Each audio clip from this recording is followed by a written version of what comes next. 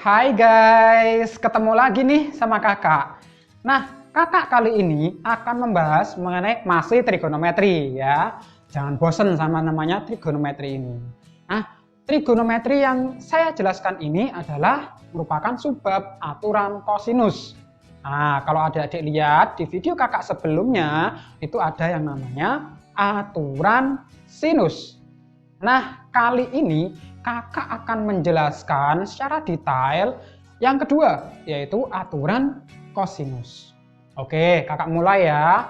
Nah, di sini ada suatu segitiga sembarang, artinya dia bukan siku-siku. Nah, di sini ada A, B, C.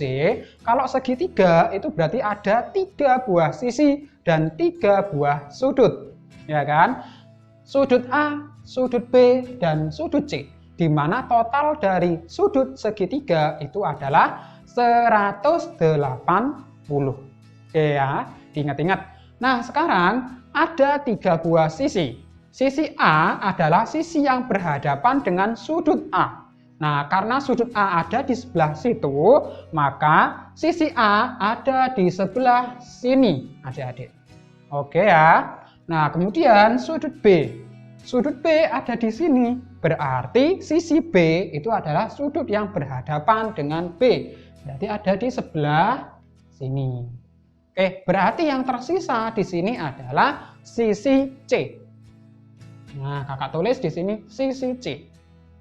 Nah, kalau bukan segitiga siku-siku, kemarin kakak kan sudah bilang, kalau bukan segitiga siku-siku maka ada aturan lain atau rumus lain untuk menentukan sin berapa atau cos berapa, seperti itu kan. Nah, di sini aturan kosinus digunakan apabila, oke ya, apabila diketahui, kakak tulis di sini ya, diketahui 2 buah sisi dan 1, oke ya, ini dan ya, 2 buah sisi dan 1 buah sudut apit.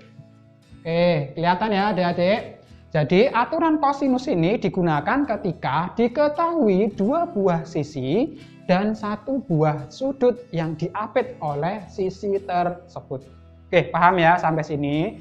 Nah, sekarang kita akan mencari sisi-sisi dari segitiga tersebut. Ada sisi A, ada sisi B, dan sisi C. Panjangnya masing-masing berapa? Nah, kita gunakan aturan kosinus. Di sini ketika kita mau mencari sisi A, berarti sudut yang berhadapan adalah sudut A, seperti itu. Maka di sini menggunakan aturan kosinus, di mana aturan kosinus itu bisa dirumuskan kalau di sini A kuadrat, berarti di sini adalah B kuadrat, seperti itu ya. Oke, B kuadrat ditambah dengan C kuadrat, kemudian dikurangi. Ya, dikurangi dengan 2 kali B dikali sama C, adik-adik. Jadi kalau kita menggunakan, kalau misalkan dicari A kuadrat, sisi A, itu berarti B kuadrat ditambah C kuadrat dikurangi 2 kali B dikali C dikali dengan cos dari sudut A. Namanya aja aturan kosinus, maka kita gunakan cos.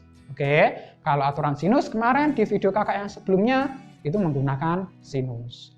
Nah, oleh karena A di sini, sisi A berhadapan dengan sudut A, maka di sini yang digunakan adalah kosinus sudut A. Paham ya sampai sini?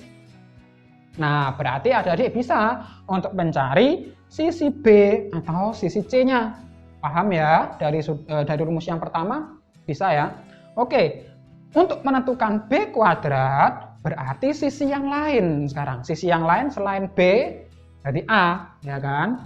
Berarti A kuadrat sama apa selain B? Ya, betul. C ya.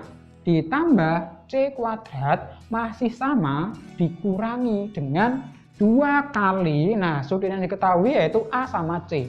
Berarti di sini 2 kali A dikali C dikali dengan kosinus. Nah, tentu saja kalau yang dicari B, berarti B di sini ya, sudutnya adalah B yang berhadapan.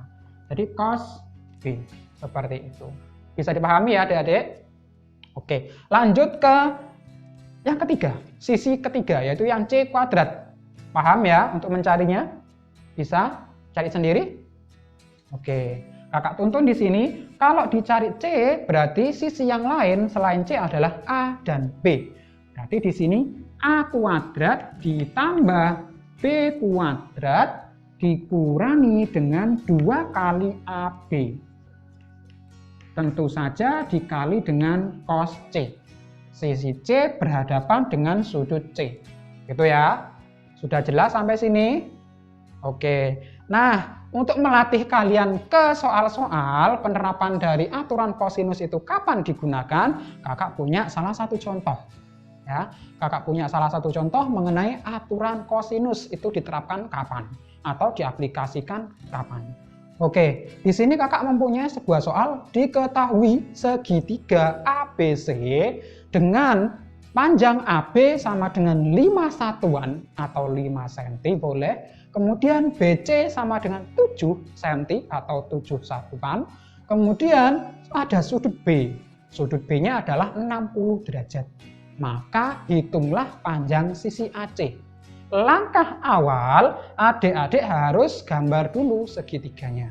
Oke ya, langkah awal adik-adik gambar dulu segitiganya. Di sini kemudian kalian taruh ABC, terserah mau dimulai dari mana dulu. Oke, berarti di sini A, kakak mulai dari pojok yang kiri ya. A, B, dan C. Nah, dari sisi yang diketahui di sini AB sepanjang 5. Berarti bisa ditulis AB di sini 5. Oke, kemudian apa lagi? BC, Kak. BC ada 7. Berarti di sini itu sepanjang 7. Nah, ada lagi yang diketahui adik-adik? Apanya? Iya, sudutnya. Sudut B di sini 60 derajat, adik-adik. Jadi sudutnya 60 derajat. Nah, seperti itu. Lah, kalau sudah kalian gambar seperti ini, kalian pasti paham ya, kapan kita menggunakan aturan sinus, kapan kita menggunakan aturan kosinus. Ingat-ingat ya, kalau aturan kosinus itu diketahui 2 buah sisi dan 1 sudut apit. Jadi ada 2 sisi, kemudian sudut yang mengapit. Nah, di sini kalau sudah digambar, kalian sudah jelas, oh ini tentunya menggunakan aturan kosinus, Kak. Oke, kenapa? Karena sisi diketahui, ya kan? Sisi 1, sisi kedua diketahui, kemudian di antara 2 sisi tersebut ada sebuah sudut yang mengapit. Maka dari itu kita menggunakan aturan kosinus untuk menentukan panjang AC yang diminta. Oke, paham ya? Paham. Oke, berarti di sini kalau kita menggunakan AC itu kan sama aja dengan mencari. Karena di sini B, berarti ini B kecil, ya kan? Sisi yang B. Seperti itu. Oke, kakak tulis di sini berarti AC, ya, AC kuadrat sama dengan penjumlahan dari sisi-sisi yang lain, ya, penjumlahan kuadrat. Jadi AB kuadrat ditambah dengan BC kuadrat dikurangi dengan 2 kali AB dikali lagi dengan BC. Masih kurang ya adik-adik? Apa yang kurang? Kosinus. Oke, kosinus apa? Nah, karena AC, sisi AC berhadapan dengan sudut B, maka di sini adalah cos B. Paham ya? Oke, lanjut. Berarti di sini kakak tulis AB tadi 5 cm. Berarti 5 kuadrat adik-adik. Ya, di sini AC kuadrat 5 kuadrat ditambah dengan BC. BC-nya adalah 7. Berarti di sini 7 kuadrat dikurangi 2 kali AB. AB-nya 5, BC-nya 7. Jadi kalian tinggal lihat saja di sini ya, sisi yang lain. Jadi 5, 7, tinggal ngalikan 2. Seperti itu. Kemudian dikali dengan cos B. Sudut B-nya adalah 60 derajat. Kalian tulis 60 derajat di situ. Nah, kemudian AC kuadrat sama dengan 5 kuadrat, itu hasilnya adalah 25. Kemudian 7 kuadrat itu hasilnya 49, ya kan? kemudian dikurangi dengan 2 kali 5 kali 7. 2 kali 5 10 kali 7 70. Oke, masih ingat kosinus 60 berapa? Ayo, masih ingat enggak? Oke, cos 60 adalah setengah, ya kan? Nah, 70 dikali sama setengah di sini. Nah, kita jumlah dulu ya, Adik-adik. 25 ditambah 49. 70 berapa?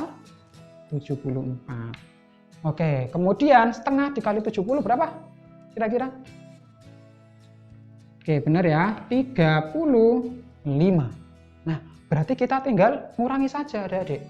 Berarti AC di sini adalah AC kuadrat ya, Mas ya. AC kuadrat adalah berapa? 39. Oke, sampai sini paham Adik-adik? Paham ya? Nah, yang dicari adalah sisi AC, bukan AC kuadrat yang diminta. Otomatis kita cari AC-nya. Adik-adik, AC berarti akar dari 39. Nah, sampai sini paham ya? Paham. Oke. Kalau sudah paham, kakak akan mereview lagi mengenai aturan kosinus di sini. Nah, aturan kosinus ini digunakan ketika jika diketahui dua buah sisi dan salah satu sudut apit. Kemudian untuk mencari A, panjang A, berarti yang digunakan adalah kosinus dari sudut yang berhadapan dengan dia, yaitu cos A di sini. Kalau mau mencari sisi B, berarti kita gunakan kosinus yang B. Seperti itu ya di sini.